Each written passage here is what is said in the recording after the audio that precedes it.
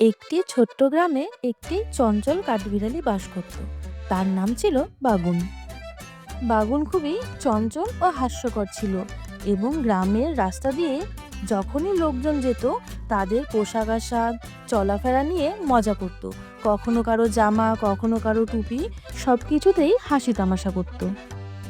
একদিন এক স্বাস্থ্যবান লোক ঢিলেঢালা জামা প্যান্ট পরে সেই রাস্তা দিয়েই যাচ্ছিল। আর বেগুন তাকে দেখেই বলে উঠল, ওহে ভাই, এবার খাওয়াটা একটু কমিয়ে নাও, নয়তো বাজারে কাপড়ই তো শেষ হয়ে যাবে। লোকটি বাগুনের মন্তব্য শুনে বিরক্ত হয়ে গেল এবং মনটা একটু ভারী হলো, কিন্তু কিছু না বলেই সোজা রাস্তা দিয়ে বেরিয়ে গেল। আরেকদিন এক সুন্দরী মেয়ে নতুন শাড়ি পরে সেই রাস্তা দিয়ে যাচ্ছিল। বাগুন তাকে দেখে বলল, ও মেয়ে, তুমি কি ফ্যাশন শোতে নাম দিয়েছো? নতুন শাড়ি পরে সকাল সকাল যাচ্ছ যে? তোমার শাড়িটা তো ভীষণ অদ্ভুত। মেয়েটি কিছু না বলেই মাথা নিচু করে চলে গেল। গ্রামের সবাই বাগুনের এই আচরণে ভীষণ বিরক্ত ছিল, তবে তারা কিছুই বলতো না। তারা ভাবতো এটা তো বাগুনের স্বভাব, তাকে আর বলে কি হবে। এমন সময় একদিন গ্রামের পথে একটি বুদ্ধিমান শিয়াল এলো। শিয়ালটি দেখে মনে হচ্ছিল সে খুবই বুদ্ধিমান এবং অনেক কিছু জানে। বাগুন তাকে দেখে আবারও হাস্যকর মন্তব্য করতে শুরু করলো। এহে, তুমি কি জাদুকর লোক নাকি?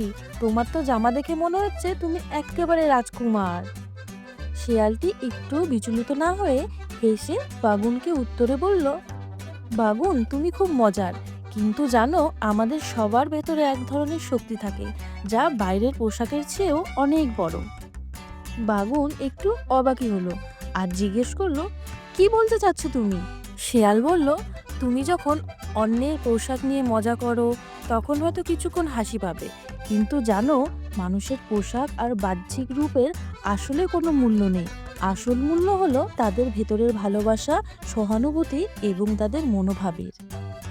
বাগুন তখন কিছুক্ষণ চুপ করে ভাবলো আর উপলব্ধি করলো তার হাসি তামাশায় অন্যদের কষ্ট দিচ্ছিল, কিন্তু এটা ঠিক নয়।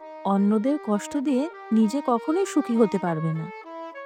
শেয়াল হেসে বলল, তুমি যদি অন্যদের ভালোবাসো, তাদের সম্মান করো, তাহলে তুমি নিজেও সত্যিকারে সুখী হতে পারবে। বাগুন সেদিন থেকে আর কখনো কাউকে পোশাক আশাক বা অন্যান্য কিছু নিয়ে মজা না করার প্রতিজ্ঞা করলো। সে বুঝে গেল সবার মধ্যে নিজস্ব সৌন্দর্য এবং এক ধরনের বিশেষত্ব থাকে, যা বাহ্যিক দেখার উপরে নির্ভর করে না। আসল সৌন্দর্য থাকে একে অপরকে সম্মান করার মধ্যে। তাহলে বন্ধুরা, এই গল্পটির থেকে আমরা কি শিখলাম?